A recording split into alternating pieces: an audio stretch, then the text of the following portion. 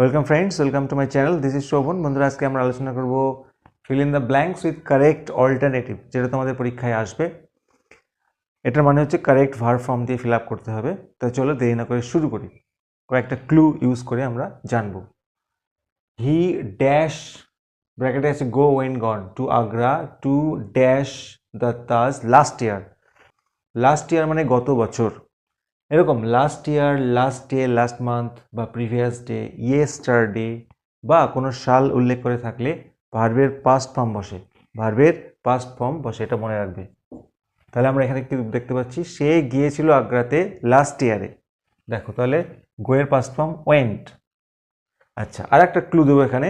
বন্ধুরা, সবসময় টু এর পরে ভার্বের প্রেজেন্ট ফর্ম বসে। কি করতে গেছিল? টু ভিজিটেড না ভিজিট না উইল ভিজিট। এবার তোমরা কি করবে? চোখ কান বুঝে ভিজিট করবে, ভার্বের প্রেজেন্ট ফর্ম বসাবে। আচ্ছা, এবারে চলে আসবো 2 নম্বরে। কি বলেছে? When did you dash him see saw will see. কোন ফর্মটি বসবে? বন্ধুরা, এটার জন্য আমি সবার শেষে আলোচনা করবো একটা স্পেশাল ট্রিক নিয়ে। ততক্ষণে তোমরা 3 নম্বরটা দেখে নাও। বারবার টেস্ট পেপারের পেজেটা দেখেছো, 5 persons dash killed, were killed, was killed. এটা একটা প্যাসিভ ভয়েসের স্ট্রাকচারে আছে, অর্থাৎ 5 জনকে মারা হয়েছিল, অর্থাৎ 5 জন নিহত হয়েছিল। 5 জন কাউকে মারতে যায়নি যে কিল করে দেবো। সেই জন্য কি করবো? 5 পার্সনস ওয়ার কিল্ড। সেরকমই একই রকমভাবে যদি ইনজিওর্ড করাতে থাকে, তাহলে তোমরা কি করবে? 5 পার্সনস ওয়ার ইনজিওর্ড, 5 জন আহত হয়েছিল কোথাও বা কোনো অ্যাক্সিডেন্টে। চলে আসবে 4 নম্বরে। He dash to school every day. এখানে একটা ক্লু আছে বন্ধুরা। যে কাজ প্রত্যেক দিন হয়, এভরিডে বা ডেইলি, মানে হ্যাবিচুয়াল কোনো ঘটনা হলে, অভ্যাসগত কোনো ঘটনা হলে তোমরা কি করবে? ভার্বের প্রেজেন্ট ফর্ম বসাবে। এবং খেয়াল রাখতে হবে, এই যে সাবজেক্টটা আছে এটা থার্ড পার্সন সিঙ্গুলার নাম্বার হলে ভার্বের সাথে এস বা ইয়েস যোগ হবে। তাহলে সে প্রত্যেক দিন স্কুলে যায়। হি গো হবে না, গোজ, এটা বলতে চাইছিলাম। তাহলে খেয়াল রাখবে যে ইউনিভার্সাল ট্রুথ, চিরন্তন সত্য হলে, যেমন the sun rises in next, they dash now, ব্র্যাকেটে আছে প্লে, প্লেইড, আর প্লেইং। দেখো, এখানে একটা ক্লু আছে। নাও মানে এখন, অর্থাৎ তারা এখন খেলছে।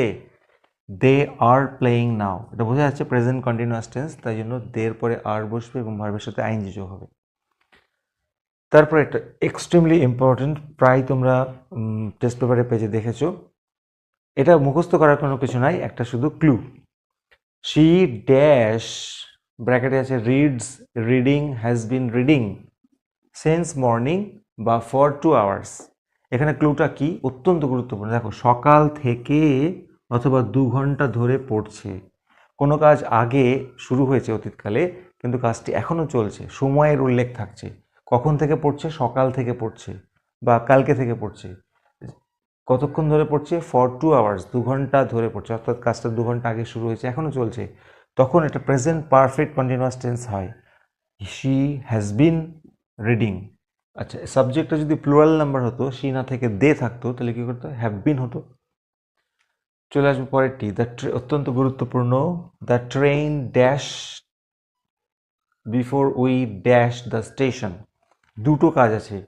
বলছে ট্রেনটি ছেড়ে দিয়েছিল বিফোর উই রিচ বা হ্যাভ রিচ বা রিচড, আমরা স্টেশনে পৌঁছাবার আগে। যদি পরপর দুটো ঘটনা ঘটেছিল, পাস্ট টেন্সে বোঝায়, এবং যেই ঘটনাটি আগে ঘটেছিল সেইটা পাস্ট পারফেক্ট টেন্সে হয়। যেমন ট্রেনটি আগে ছেড়ে দিয়েছিল, the train had left. Past perfect structure কি? সাবজেক্ট প্লাস হ্যাড প্লাস ভার্বের থার্ড ফর্ম।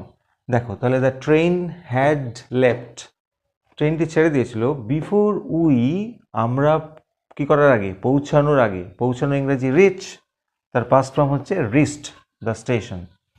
তাহলে কি বুঝলাম? যে কাজটি আগে ঘটেছিল সেটা পাস্ট পারফেক্ট, আর যেটা তারপরে ঘটেছিল সেটা সিম্পল পাস্ট, মানে ভার্বের শুধু পাস্ট ফর্ম বসবে।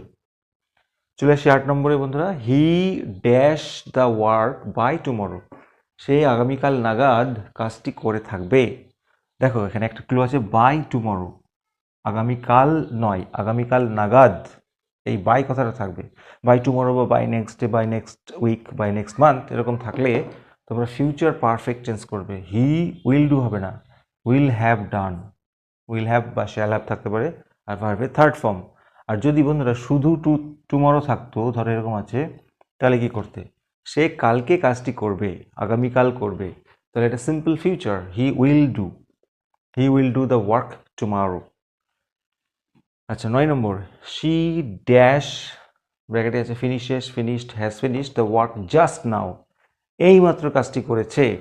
জাস্ট নাও একটি ক্লু আছে, এইমাত্র, যে কাজ এইমাত্র হয়ে গেছে সেটা প্রেজেন্ট পারফেক্ট টেন্স হয়।